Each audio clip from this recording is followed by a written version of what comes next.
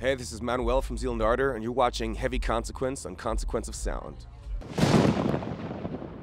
Just saw you guys at Terminal 5 in New York City with Baroness and Deafheaven, and a great bill just from start to finish. And just wanted to hear your experience on that tour, playing with those bands. Obviously, we have pretty much the time of our lives. We got to see Baroness and Deafheaven every night, and they happen to be excellent human beings. It was just a treat. Yeah. Cool. And what about for you, kind of getting to play in kind of maybe for some bigger audiences this time around?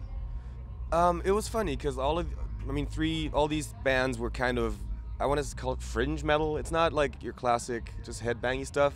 Like Baroness gets fairly emotional at times, and Deafheaven is really intricate and also kind of cathartic, and bizarrely kind of fit. But especially those bigger venues were always a melting pot of delightfully weird people. It was fucking cool.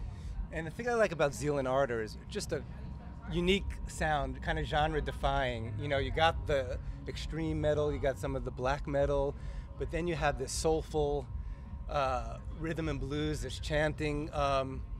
For someone less familiar with the band, how would you describe the band's sound? I guess I would describe it as slave spirituals with harsher music elements, as broad. I mean, I like to call it as broad as possible, so I don't paint myself in a corner. I can do like a samba record next, so it's a safeguard. And you grew up in Switzerland, right? Yeah. But now you live in New York. Is that or? I lived in New York. I'm back in Switzerland. You're back in Switzerland. Yeah. Cool. Yeah. What was the music scene for you, like growing up in Switzerland, and what kind of first exposed you to metal? There used to be a lot of squats where there was hardcore shows and punk, and I'd go to those, and I wouldn't say I had a sheltered childhood, but that certainly wasn't something my parents introduced me to, and that was so fucking exciting, and I just needed to be a part of it. Were there any particular bands on like an international level that kind of spoke to you growing up, when you heard some music and you're like, wow? Funnily enough, System of a Down is playing tonight. I've never seen them live, but I think what they do with dynamics, just like mellow parts and then harsh parts, that just works, and I totally stole that. Well, I think when they first emerged, man, there was no band that sounded like them either. Yeah, I mean, they just had those Middle Eastern vibes, and that Darren's guitar playing and just Serge's operatic vocals. It's just like you never heard anything like that. So, yeah, I can see how them influencing a lot of young musicians. The latest album is Stranger Fruit, and I wanted to talk about a few of the songs. An excellent album. We had it on our year-end list of best metal albums of 2018. Oh, thanks. And one of the songs that I really liked is Gravedigger's Chant. Can you talk about that song a little bit lyrically and musically?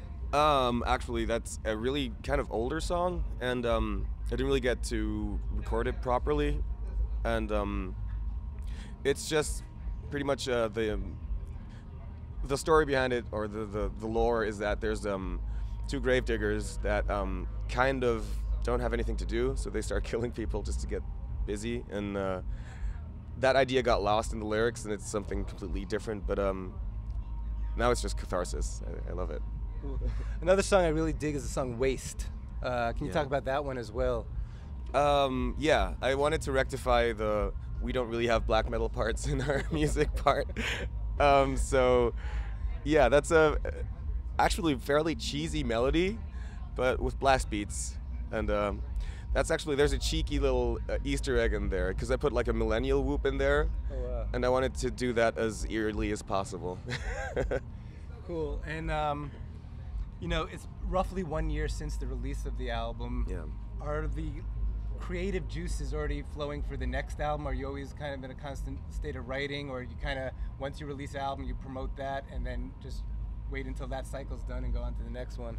Actually, that's all I do when I'm at home, is just write. So, actually, we're taking a little bit of time to actually think about what we want to do next, not to just, bang out the same stuff again and just become a gimmick band. So while I'm writing, I'm not really sure where it's gonna head, so we'll see. Cool.